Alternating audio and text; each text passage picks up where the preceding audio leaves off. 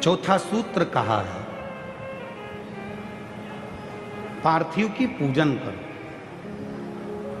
जो करेगा उसे मिलेगा, जो करेगा। और फिर पांचवा सूत्र बताया, जिसके गले में रुद्राक्ष हो, भस्म हो, शिवलिंग पर चढ़ा हुआ जल हो, आचमन हो, उसका दर्शन मात्र शिव का दीदार करा देता है, शंकर का। रुद्राक्ष। और फिर निवेदन करूं इस व्यासपीठ से, भीलवाड़ा की इस पवित्र धरा पर, मेरे देव अधिदेव महादेव की इस पवित्र भूमि से,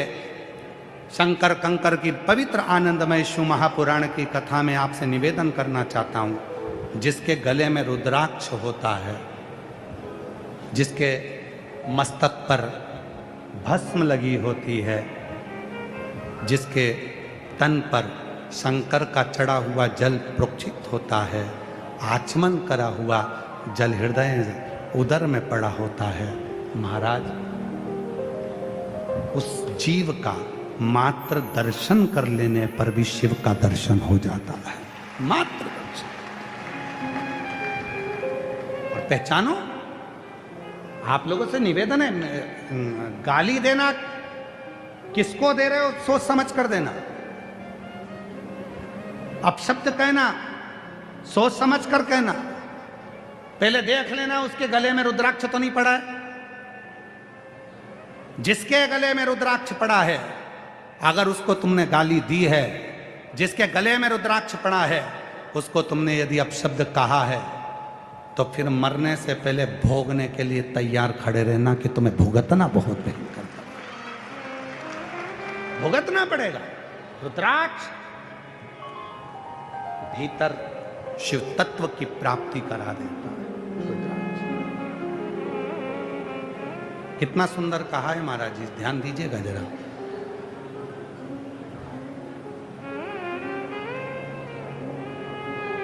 बेलपत्र की, शिव को चढ़ी हुई बेलपत्र की पत्ती का यदि एक तिलमात्र पत्ता भी तुम्हारे मुख से तुम्हारे उदर में चले जाता है, बेलपत्र का तिलमात्र एक छोटा सा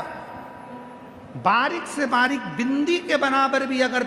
बेलपत्री का एक तिलमात्र भी पत्ता शिव पर चढ़ा हुआ तुम्हारे उदर में, मुख से तुम्हारे उदर में चले जाता है, और उसकी 42 रात्रि के भीतर भी अगर तुम्हारा प्राण छूट जाता है, 42 रात्रि तक तुमने पत्र नहीं खाया, बेलपत्र नहीं खाया, एक बार खाया, 42 रात्रि तक में भीतर भी अगर तुम्हारा प्राण छूट जाता है, तो तुम्हें यम के दूत लेने नहीं आएंगे, शंकर नंदी लेकर तुम्हें लेने के लिए आए। शिवाय।